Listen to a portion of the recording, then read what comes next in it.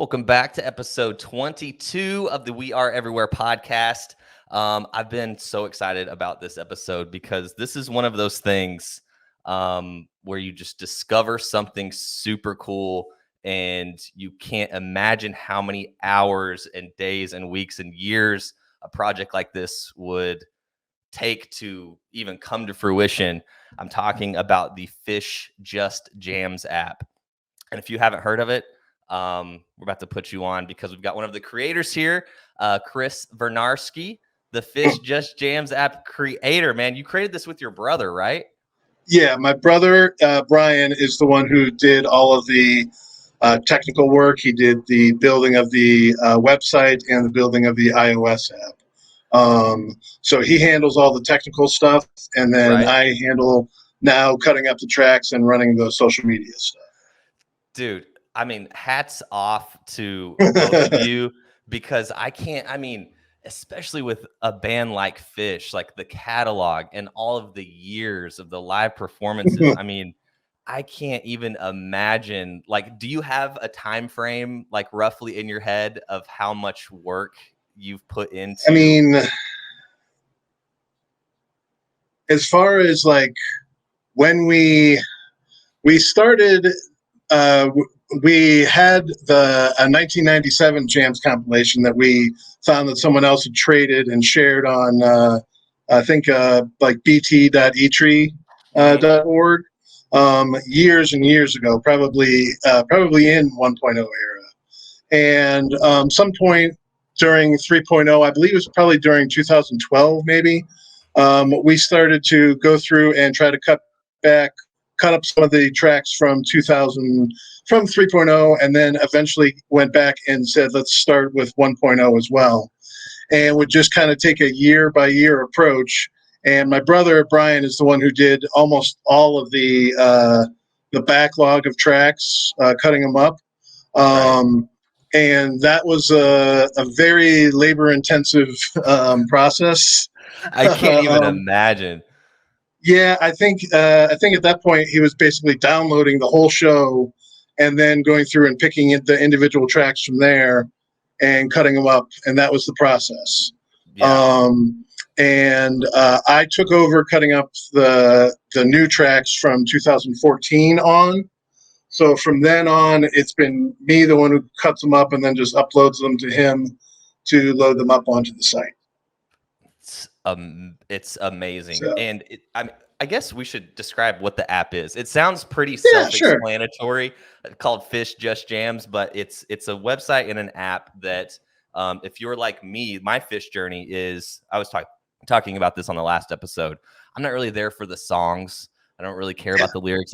I'm there literally for the jams. Like, okay, the second that we switch into type 2 and it's going somewhere, I'm like, so this app is made for me. And if that's how you listen to Phish as well, it's made for you too. It's basically all of Phish's jams with the song cut out. So you get Phish Just the Jams. And it's, whenever I discovered it, I'm in like 30 different group texts with all of my different Phish friends. And I was like sending it. I was like, dude, have you guys heard of this? Like, check this out. Like, this is amazing, because they kind of view and listen to Phish the same way that I do. And I think it's amazing that on the app, you guys have made it by, like, you can search by obviously year, by song, by title, things like that. But you can also search by like mood. Like, there's an evil Phish category. There's like Pose Jams. Like, dude, I mean, I feel like I'm talking to a god right now. Like, thank you so much for making it. And it's like, and I think it's also interesting that you started kind of backwards, like started in the 3.0 era and then kind of like worked your way. Yeah, we kind of went through and we're just kind of going through it year by year to try to kind of, we didn't really think we were going to be launching a website with it eventually. We were just kind of having them for download, and just because that's the way we enjoyed listening to them. Yeah. And as the process kind of went on and we got more and more, it was just like, you know, if we had this as a website where people could stream instead of having to download, it would just open up so many more possibilities. So my brother was actually looking for jobs, and he actually created the website as a kind of like a proof of concept and a proof that, hey, I can build a website. Okay, gotcha. So that was the first website that he developed was phishjustjams.com, and the first iOS app he developed was the Phish Just Jams iOS app. That's So awesome. Has he made more since then?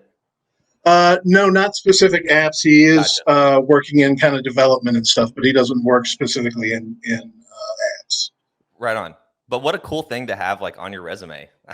Oh yeah, yeah. It's definitely pretty handy. It's definitely Yeah. pretty cool, especially if the person who would be interviewing him or whatever happens to have an interest in Phish as well. Yeah, because that's the first and this is what I said earlier, but like my first reaction was like, oh my God, this is dope. Like, I can't believe this exists. And then my immediate second thought was, oh my God, the amount of work and the amount of time that something like this, like it's amazing, man. And so, yeah, if you're listening and you haven't been to the website or haven't downloaded the app, do it. I mean, if you're listening to this podcast, you like Phish, like this is cutting out all the filler. That is kind of the way we look at it, as an all killer, no filler type of approach. Yeah. And the way it's designed is so that they're each individual tracks. So, and because of the shuffle function and the fact that there's, I think, like almost 3,300 tracks now on the site, you basically get a fresh experience every time you visit. Like if you go to the site and then scroll to the very top and start on the first track, hit play, and then turn off the shuffle function, it will play continuously through for an entire month before it would get to repeat anything. That's how much music there is on there. There's a month's worth of jams, and that's like, that includes the time you're sleeping, that includes the time you're going to work, the time you're walking your dog, whatever. That would still be playing for an entire month before it would get to complete all the music that is on the site. That is bizarre, and that puts it in perspective too. Yeah, so that's, basically you kind of can't run out of jams to listen to, and because they come in different orders, with the shuffle function, it just makes it new each time. So it's not like you start in and you're like, okay, cool, I'm starting this 4-hour jam mix. Well, it's going to be the same kind of, every time I listen to it. It gives you some control, and just keeps the jams flowing. So it's perfect for like background, like if you're working and need to like focus in on something but need something in the background, it's like perfect for that too. Yeah, and that's I use it a lot for that, actually, because I work in radio, and a lot of my day-to-day job is scheduling and programming music. And so it's kind of, just a lot of sitting at the computer and this and that, moving stuff around. And I have to have something going, whether it's, podcast, Phish shows. And then once I discovered Phish Just Jams, I was like, oh, let's get heady with this. and like if I'm having like, I was talking on the last episode, like my favorite type of Phish is like dark, like evil Phish.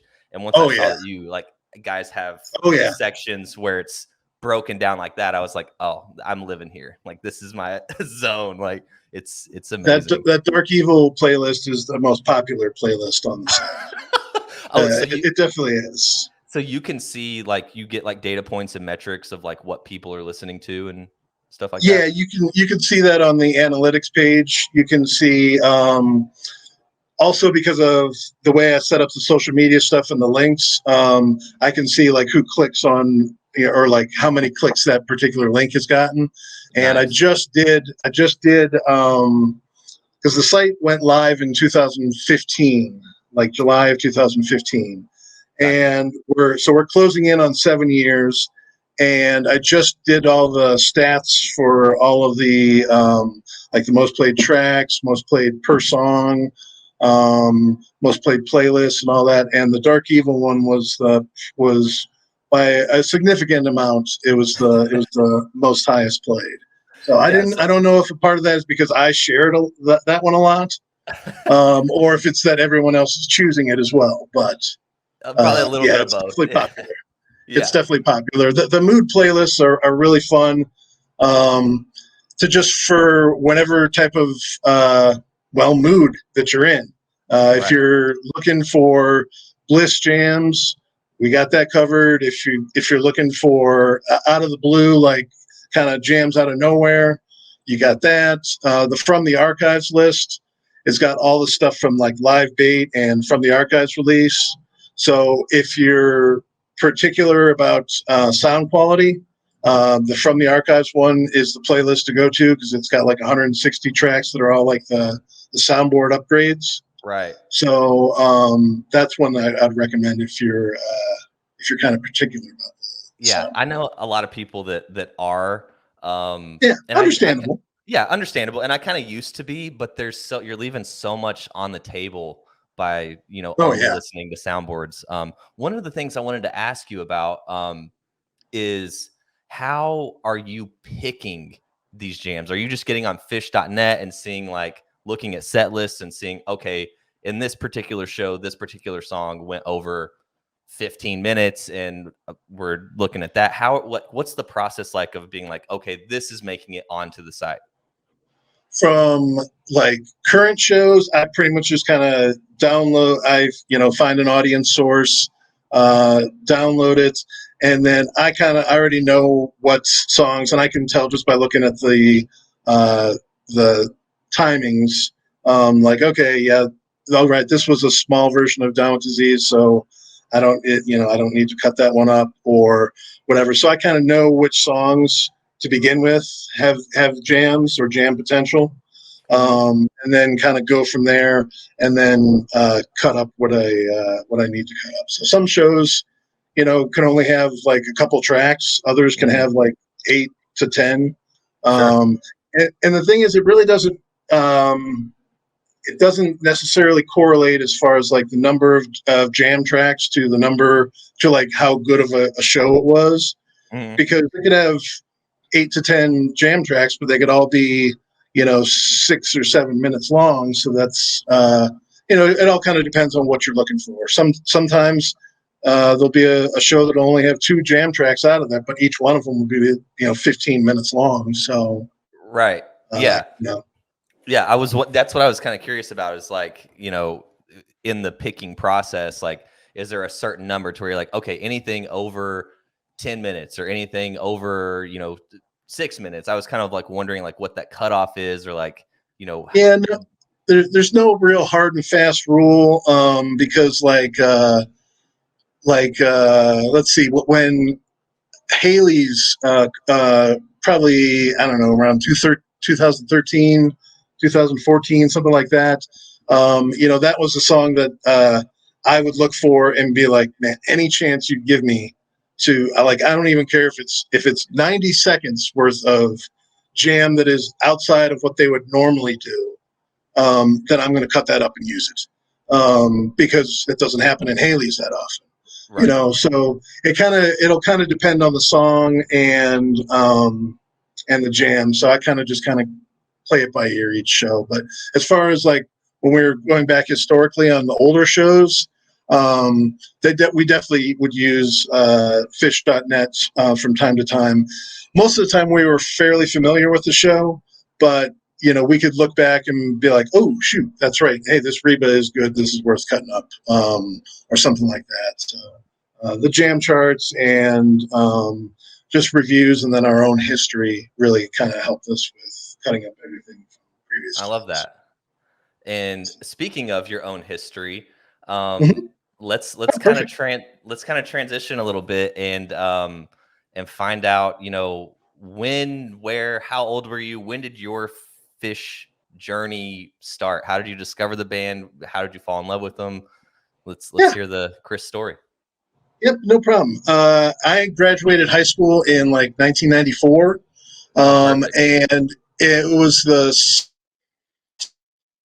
summer when I first became familiar with it. I had some friends who were a year younger than me, who were listening, and I'd hang out with them, and I just kind of A lot of times they would just kind of be singing along with it, not even really listening to the music, but just kind of like singing Esther as we were driving around or something like that. So I just kind of slowly became familiar with it that way. And then when I went to college in Eau Claire, Wisconsin. And when I moved up there, I started, that was like beginning of the internet. I would hop on. I remember hearing about the Halloween '94 show with the White Album. And I remember finding Rec Music Phish and hopping on and being like, hey, I heard they did the White Album for Halloween. Love to get a copy of that. Got my first blanks and postage from that, and I was already kind of familiar with that from Pearl Jam, trading some tapes. So that was kind of just a natural thing for me. And as soon as I learned that, hey, I can get Phish tapes this way too, I went big time on that, and I became a pretty heavy tape trader before I even went to my first show. So I was kind of like radicalized online, if you will. Sure. A good type of radicalized, by the way. Yes, exactly. So by the time that my first show was 10/24/95 in Madison, and then the next night was in St. Paul, and I went to both of those. So that was kind of my introduction, was back-to-back nights, and some both just spectacular shows from fall '95. So that was kind of my intro to that, and then I moved to North Carolina in 1997 and was living at my folks' place, and then that was my first introduction to steady online high speed internet, and then my tape trading went like just through the roof. I was trading everywhere I could. And, when you find a couple good tape traders that have got a good substantial list of tapes, and I had a good list of tapes, and ours kind of matched. So, I had a friend, Dawn, and her and I would trade, became a friend. It was just somebody I met online. And I mean, we must have probably done 15 different tape trades, sometimes sending as many 40 tapes at a time. Because once you found somebody that you trusted, and you knew you weren't going to be like sending off tapes and they were just going to not send you anything. Yeah. So it became really easy to build up an extensive amount of tapes, and then CD trading came, and then everything. It just all online. Yeah. I always love getting to talk to. I call all of you guys that were seeing Phish in the 1.0 era. I call you all vets because you're like veterans to the scene. So I always love getting to talk to you guys, because just hearing, like, I discovered Phish in 2004. Obviously the internet, found them on the internet, downloading things on LimeWire, Napster, and it's like I love talking to you guys about. There's a whole nother world, where this was happening. You were talking about Phish, Music Rec, and trading the tapes and stuff, and it's always really cool. Like, there is like as nerdy as it may sound to people that aren't in this community, like there's a pretty cool history to like with the tape trading and everything, and like even being a taper. Do you still have all of your tapes, or is it something that kind of like went to the wayside? Well, I had collected those tapes for years and years and years, and when I moved on to CDs, I just couldn't get rid of the tapes because I put so much work into acquiring them. Right. And I had them in like wooden cases, and I had probably 1,500 tapes, I'm thinking. And I had them in a storage place when I was living in Alabama, and it had been a couple years since I had actually opened that storage room up, and I went and opened it up, and it had mold all along the back wall, and some of it was on the tapes, and I took it as a sign that, you know what, I've moved these tapes like 3 different like moves. I haven't listened to these in forever. So I finally just got rid of them. I was like, they've got mold. I'm not going to go through and try to find which ones do and which ones don't. Just Right. tossed them all and was just like, all right, well, that's actually a relief because, otherwise it'd be like, because I never knew what to do with them. Right. I had so many tapes and then so many CDs and now all the digital files. I was always afraid that if I was like, hey, I've got all these tapes, if anybody wants them for free, that somebody would be like, I mean, I could just download them. It would just, so But like, I don't need your tapes. But it's like the coolness factor of it, I mean, it's like you even see like the resurgence of vinyl that's been happening over the past couple of years. Like there's something like cool about, sure, you can get on the internet and download any show, any jam, whatever in a second. But there's something about, putting that tape in, or first something about going and finding a tape player and then putting the tape in and listening to it in that way, which for the longest time was the only way that you could listen to it. There's something special about that, and it's a bummer you had to get rid of them, man.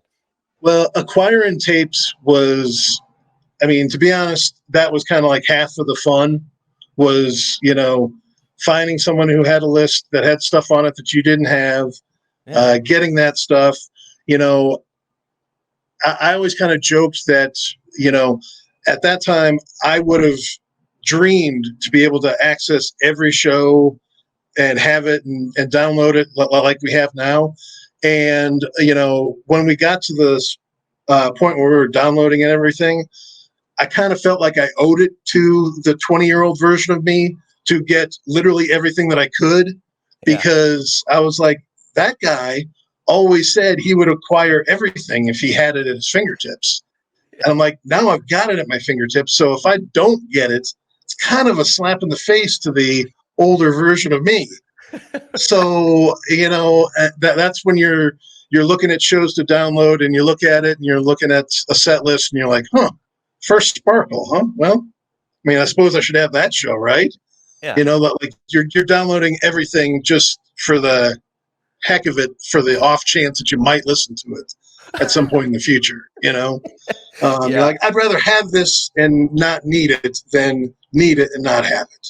Exactly. So I kind of went through a similar feat in college. I had a Phish radio show called The Aquarium. I would do it through our university, and I went and got these terabytes of hard drives and was just like, download. Because same thing, I was like, I would rather have this. Like if I'm going to be hosting a show, and for the off chance that someone else is listening besides my mom, and they call in and they want to hear a jam, like I better be able to provide that jam, So I think I got up to like 97 and then was like, dude, this is too much.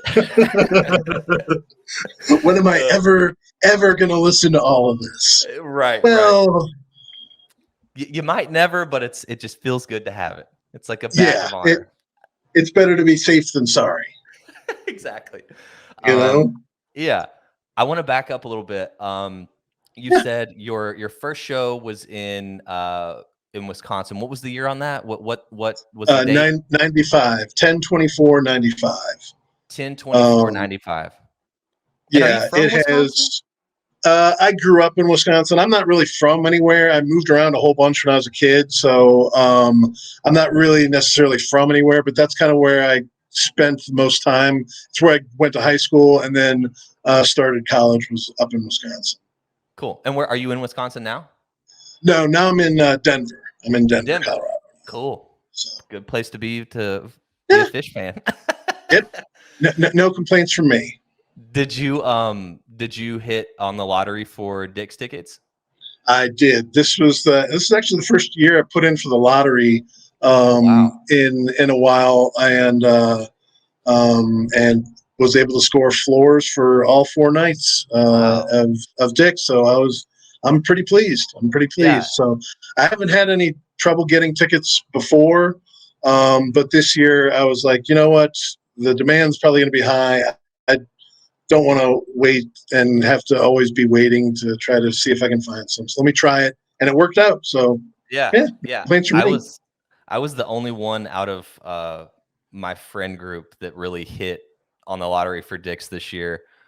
Because it seems like every year it keeps getting harder and harder and harder. Like, that the Dick's run is going to sell out, and they even added. There's 4 nights this year. Like, there's 4 nights. Yeah, I couldn't it's believe going to that. be rough, man. But it's going to be fun. But yeah, you don't want to get shut out of like your hometown. I mean, where you live, like you call it a hometown show. You can't get shut out there. Oh yeah, so that's awesome. Definitely. Okay, so first show in '95, and I'm curious to get your answer on this because you've been in the scene for a while. What is, and with the huge project that you have going on with Phish Just Jams, you've listened to a lot of Phish. Do you have a favorite year of Phish that like you keep going back to? Well, for me, a lot of this stuff is kind of mood dependent as far as like what I'm looking for. Right. And having all the different years able to be sorted and go through on Phish Just Jams makes it easy to kind of look at it and say, like, right now, hey, I'm in the mood for some real psychedelic, just Machine Gun Tray era type stuff. So I'll hit up 95 or 94. 95 is probably the year that I would go to. And then 97 would be the other one. So to me, it's kind of 95 and 97. And then as far as like 3.0, I could go, my 3 favorite years for that would be 15, 17, and then 21.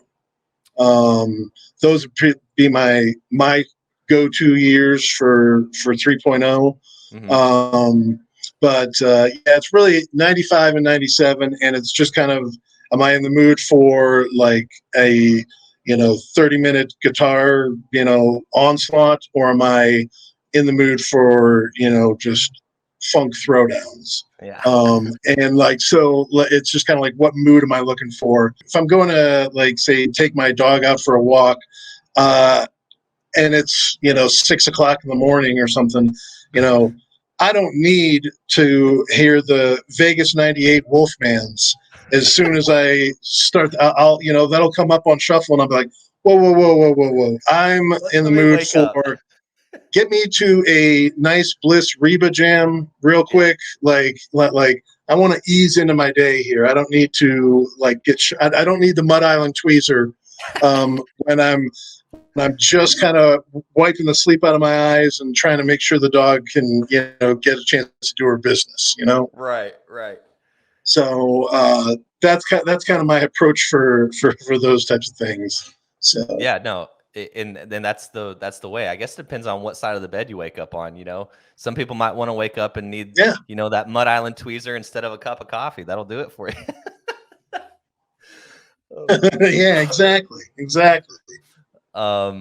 Okay, this is the hard part of the show because it's an impossible question that I ask everyone.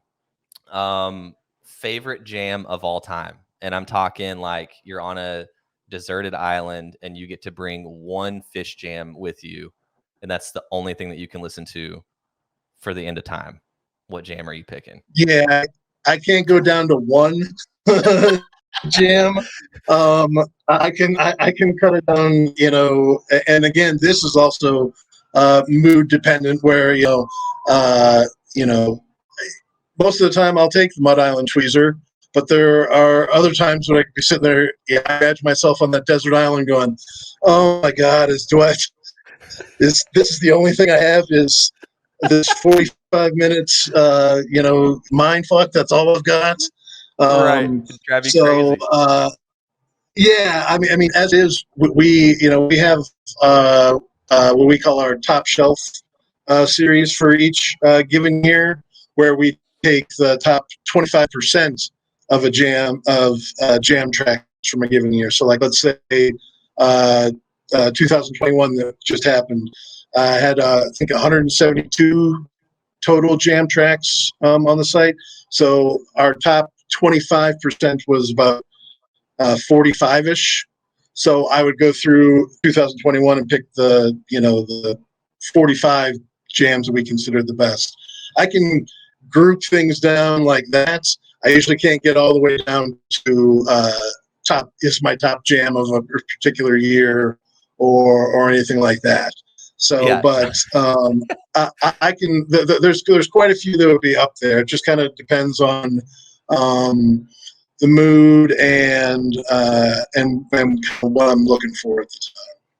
Okay, to make it easier, and I love you're the first person on the show that's been like, yeah, no, I can't do it to one. And I respect that. Yeah. Like, no, I can't even. We've got 3,300 tracks on the site. I can't cut it down to just my absolute one favorite. Okay, so we'll make it a little bit easier here. For your mood right now on June 13th, 2022, your mood right now, we're doing the podcast. What's going to be the next, what's your go-to jam right now? You're going to turn on Phish after this podcast. What are you picking? I'm probably going something from 97 and probably fall 97. The Denver Ghost is an easy one to come back to. The Lakewood Ghost from summer of 97. My brother and I were actually there for that one. So cool. that one would be pretty high up there. Yeah, those are two really, really great. Dude, that Denver Ghost, I think that I've listened to that jam more than I've listened to any other jam. Like I have it, like I can sing you the notes like verbatim. Yep. Yep. That's fair. So good. That's fair.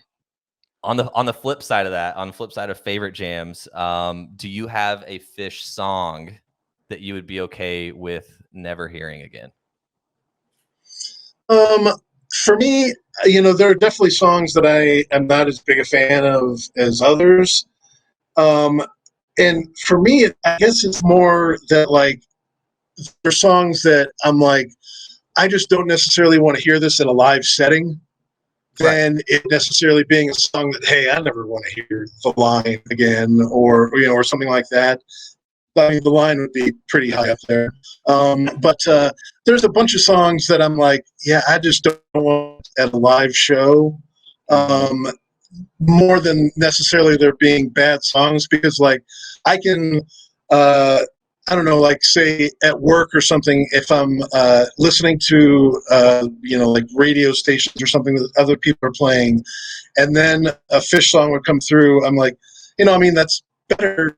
It is a better song than all the other ones that I've just heard, but it's also a song that I don't want to hear at all at a live show. So it's like, it's not necessarily, it's not a bad song. It's just not a song that if I'm there at the show, I'm going to be like, oh, sweet, they're dropping into, fill in the blank here. Yeah, or something like that. A song that's followed me for the longest time was Sample. And so that's a song that I truthfully just don't care for and don't really want to hear. But then again, when it comes on and I'm listening to it, I find myself rocking and reeling along with the solo and stuff like that. And I'm like, yeah, I just said I really don't like this song at all, but I'm singing along to it. And I'm not just absent-mindedly singing along to it. I'm like, like singing. Yeah. So it's like, yeah. So it's like, these might not be the songs that I want to hear at, right away or anything, but, I can kind of deal with whatever. And truthfully, the running Phish Just Jams has kind of helped me in that way, because like I've kind of gotten rid of expectations, and I don't like go in there looking for any songs or anything. I just kind of take whatever comes my way, because an unintended benefit of using Phish Just Jams myself so much is that a lot of the songs that I don't always want to hear, I don't hear. So when I hear them live, it's like, wow, cool. I haven't heard the song in a couple of years, so I'm not blown out on Cavern. Okay, if they play Cavern, I'm not oh, well, I've listened to this so many times. I don't want to hear this anymore. I Right. haven't heard it in a little while, so it's fresh. Yeah. So it's kind of an unintended bonus. Is kind of the way I look at it. Yeah. No, Are there and any it like is. that for you? Are Songs there that any I like that don't for want to. you? Just like, yeah, Yeah, there's a hand there's a handful, and it's one of those where I'm always drawn to taking like the low hanging fruit, like oh like the TTEs, and the yeah, line and basic. Like, I don't want to lump in the whole album, but basically like anything off of Joy. And yeah, I was, and speaking of Joy, I will recant on some things that I've said in the past. I don't think I've said them on the podcast, but just talking Phish with my friends. For the yeah, longest time, anytime that Joy would come on during a show, or they would play it, like I would see it live or something, I'd be like, fuck, man. But then after like really taking a step back of like, being a cool guy, and like yeah, knowing what the song is about and listening to the actual song, it's one of those now to where that's like my pass of like a song, because like I just said earlier in the episode, yeah. like I listen to Phish for like evil, dark, crunchy Mm-hmm. fucking jams. And so Joy doesn't really fit that mold, but knowing the story behind it and like knowing the songwriting that goes into it, and that's one of those songs to where if I do get that live, I'm not gonna go take a piss, I'm not gonna go grab a beer, like I'm gonna Yeah, stand there and listen, because it's coming from someone's heart, dude. That's yeah, and a heavy one. yeah, that's kind of like what I'm talking about. Where I'm like, it's not that that's a bad song. It's that maybe I don't want to hear it, at that live. But Right. I also know, hey, I might not want to hear it live, but I can also look around and see a bunch of people who are thrilled to be able to see one. So I can look at it and say, you know what, I can put these 5 or 10 minutes or whatever, however long this particular song or jam or whatever is going to be, kind of put that aside and just kind of be like, hey, Yeah. listen, if in a 3 hour, 2.5 to 3 hours of music, they played 10 minutes that I was like, not so wild about. Right. I can, that's a pretty good trade off for me. Yeah, and you said it perfectly. And another thing that you said, like, there's, I say I get so like wrapped up in like, okay, I bought my ticket, I bought the plane ticket, like I'm here, like I'm Mm-hmm. invested, like this is my Yep. favorite thing in the world. Like I want what I want out of this, right? But it's not, Yeah. they're Yeah. not playing a Exactly. show for me. And there's someone there, that could be, they could have just lost their sister or a loved one, and this song was special Yeah. to them. And it's Yep. like one of those, like, who am I to be like, oh, the show sucked because there wasn't any type 2 jams and they played a bunch of singy songs. Like, dude, that's someone's Yeah. favorite show. Totally. I've tried to take that approach, and also just with the, I don't know, what was I trying to think of as you were saying that, is really, I stopped second guessing set lists, and that really helped me. For a while, I kind of felt like I was almost analyzing shows like as they were happening, and instead of trying to enjoy the show, I was trying to be like, oh man, that chalk just didn't go as long as I would have liked. I would have, I'm guilty of instead that of too. the song they played after it, I would have preferred an extra 5 minutes of jamming and stuff. And now my attitude is more of, hey, why don't I trust Phish, because they've never really let me down. And Yeah. I'm going to admit that Trey knows a whole lot more about writing set lists, even if it's on the fly, Yeah. than I do. And if I'm like, you know what, instead of Character Zero, there's those I would have preferred to hear this. There's 15,000 people in the band who all different opinions on the closer. So I'm not going to stress if they're playing a possum again, or something like that. I'm just like, I'm just going to let it fly, and this is my happy place. I'm going to go here to be happy about it, and not be like, oh, I'm happy, but I could have been happier to play this. Yeah. No, and So, that's a great approach to take. And I had to I had to learn that approach. It took me a while to get there. Yeah. It's one of those things, like we're so passionate about this band and about the music, and like we want what we want. We know what they're capable of.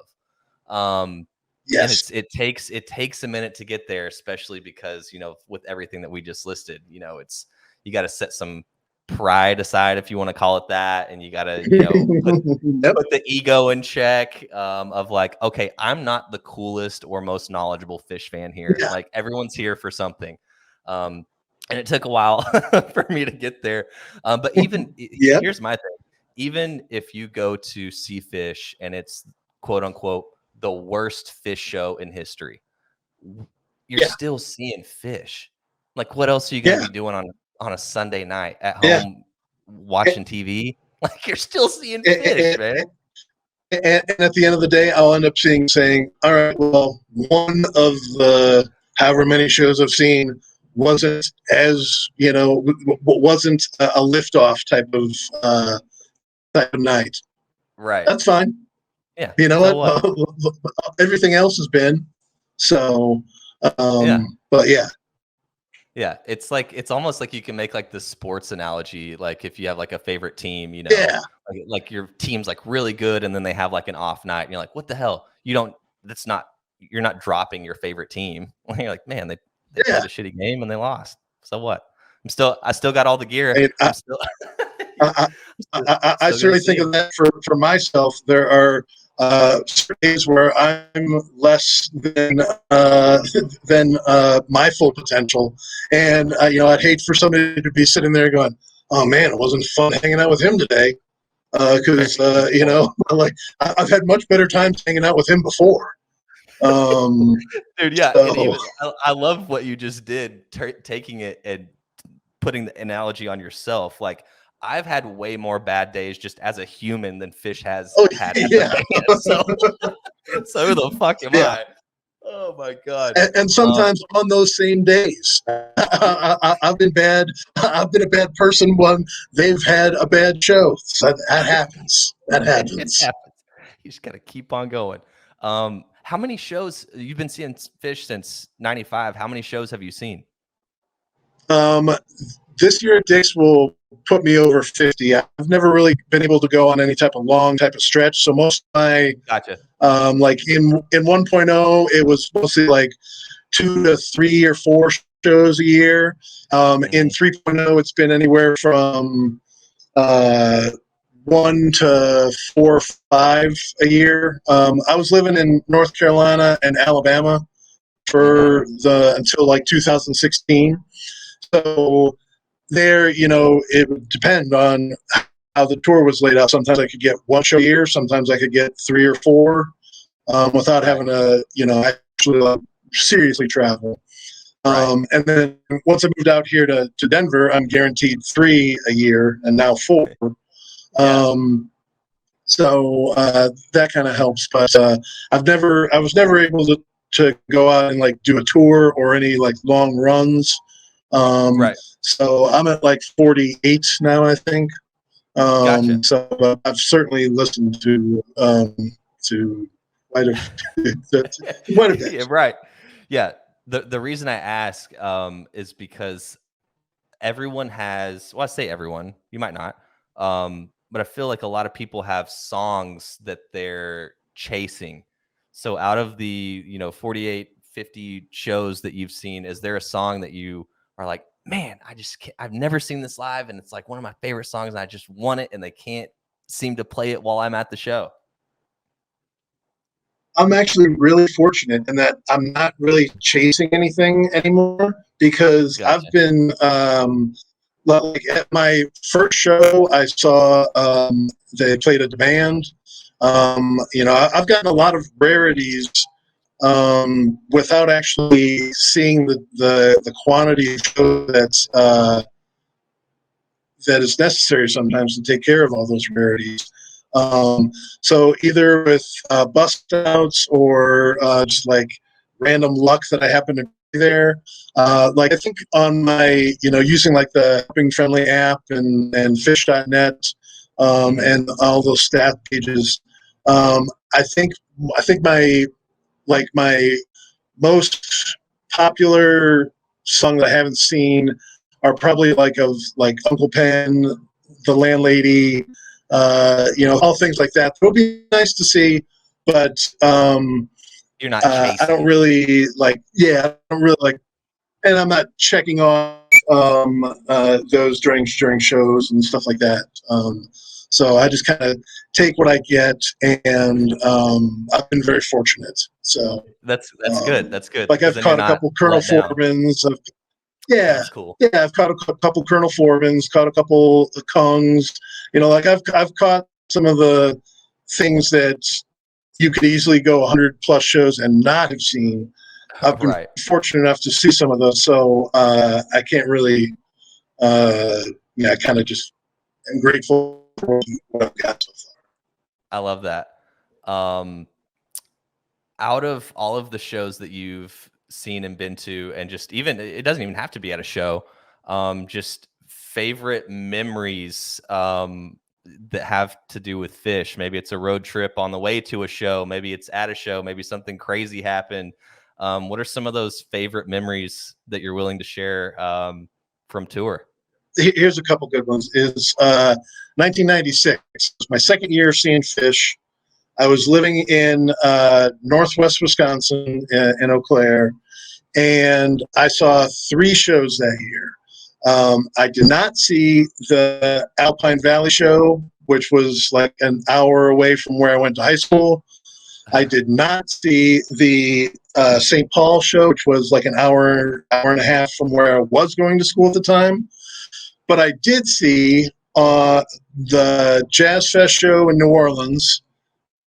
We traveled from northwest Wisconsin to New Orleans and back from like a Wednesday to a Sunday. A Wednesday through to like a Monday. Yeah, it wasn't the brightest decision. But it was a lot of fun. It was a 20-year-old type of decision. But I think from that, I saw that show. And then in the fall tour, I saw in Pittsburgh and then in Omaha. So I saw 3 shows that year, and each show I had to drive more than 10 hours to get to. And I missed the 2 shows that were within an hour of, where I'd been. So that's how you end up with not seeing as many shows in a year. Is when you end up having to pass on the ones that are really close. I think I missed the Alpine show because I missed my ride. I think I got up there the day before and was going to be staying at a buddy's house, and ended up walking back to my house. And I remember walking back being like, I don't have an alarm clock at this place. How am I going to get up? And by the time I woke up, I was like, oh my God, and tried to run over there, and they had already gone. And so that's how I missed that one. But yeah, 96, I saw 3 shows, and each one of them was at least 10 plus hour drive while not seeing the local shows. So yeah. And you said it perfectly. That's the planning in the brain of a 20-year-old male. Yes. that's the perfect description of it. Can't hit the shows that are right in my backyard, but going across the country for one. And for just one show for each one. We didn't hit 3 shows when we went to Pittsburgh. We had a friend who had a sister or something that lived there, and we're like, we have a place to stay, so that we have to go to Pittsburgh. And then so we did that, but then didn't see anything else. Same thing with Omaha. Did that trip, and didn't hit any of the other ones. So man, it's funny how things work out like that, though, and it's like, yes, looking back on it, as these decisions and how we operated whenever we were super young. It's like, why? What was I thinking? Why? What was going on in my head? But at the end of the day, I mean, it makes for the story. It does. It does. It's one of those things where it's like, why did I do that? But hey, you still got to see Phish 3 times, so whatever. Yeah, it's not a great story if it's just, well, I did the responsible thing and went to these things, and that's not as fun as I missed the local shows and went to the shows that were 10 plus hours away. That's funny. I love that though. Chris, thank you so much for taking the time, man. I know we've been back and forth on Messenger trying to get something scheduled. Sorry your brother couldn't make it on. My pleasure. But I'm glad that I got to meet you and have you on and hear your story and kind of nerd out about Phish and the amazing website and app that you guys have made. And once again, if you're listening, very much. Go download it, and it's only iOS, right? So only iPhone. Yeah, for right now, it's iOS. We had an Android app when we initially launched the site, but it kind of fell out of date, and we were hoping to do an Android app eventually, but right now it's just a matter of time available to code it, because it basically require like a complete rewrite now. So we have an iOS app. Yes, we have the iOS app, and then we have the website, and both of those free. And go there, visit anytime you want, and always there for you. Phish Just Jams. Check it out if you like Just Jams, like we do. Chris, thanks again, man, for taking the time. Yeah, exactly. And exactly. I'm glad that I know you're in Colorado. So like I said, I got the Dick's tickets in the lotto too. So I'll be shooting you a message whenever I touch down and link up and say what's up in the lot and see some Phish together. Definitely.